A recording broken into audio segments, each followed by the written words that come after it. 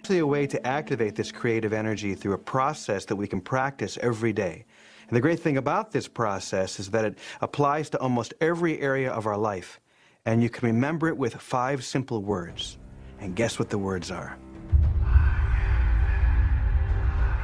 The only thing that changes is what you focus on when you say those words. The first step is to imagine what you want to be, do, or have, and really make sure that it's something that matters. And the second step is to repeat the words, I am that, I am, and allow yourself to expand into that new possibility. So if we want to have a new way of being, we must say it and repeat it time and time and time again.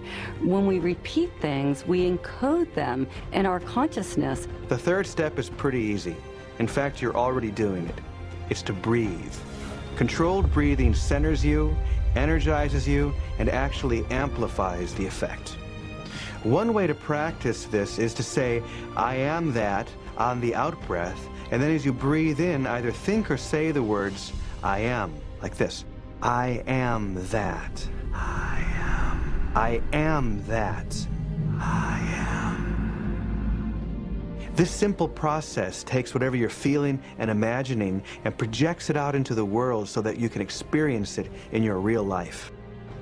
One of the ways I like to support people in doing this is by thinking about the qualities that inspire you, the qualities that you desire. See somebody, maybe you know them or maybe you've read about them, in your awareness. Bring that image of them very close to you, and then just close your eyes and start repeating, I am that, I am. Really allowing yourself to encode that image, that way of being, and those qualities right into yourself. I am the joy I want to experience. I am the peace I want to experience. I am the beauty I want to realize. I am the abundance I want to realize. And through the power of that declaration, through the flow of that kind of energy, it manifests in and as your life. When we talk about manifestation or getting stuff, no, we want 2 cars, 3 houses. You got 1 butt. Why do you need 4 cars? You know what I mean? I could say the same thing about shoes. I've got 2 feet, I've got 80 pairs of shoes. But it's manna to my soul. But manifestation of things is not the same thing as manna, the presence of God that supplies your every need. There's some people that are dominated by the ego, and they try to get. They try to use the principles for acquisitiveness, to get things, and they hoard, and inside they're very poor people. They may have a lot of stuff, but they're just poor people with a lot of stuff. Advanced students understand that it works exactly the opposite, not to try to magnetize something to us, but to try to bring something through us. Many people say, I just don't know who I am. They don't know their soul. They don't know their soul. And it's great. People think they can reach out, get the cars, the jobs, the best relationships, the money. People get that, and more power to them. But they still say to themselves, I still feel empty. What's missing? You forgot about the soul.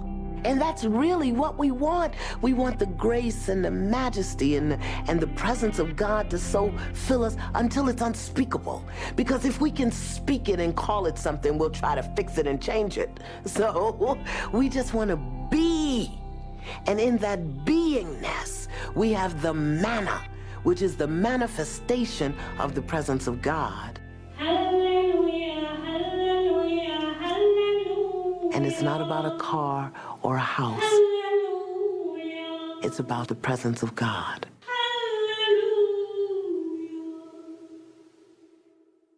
Truly embodying the God presence isn't just about being saintly and having this upward connection to the divine that we would call mystical and enlightened, but it also requires that we fully inhabit our bodies and fully be in our sensuality, our sexuality, and really combine and fuse those energies. Love is God, God is love.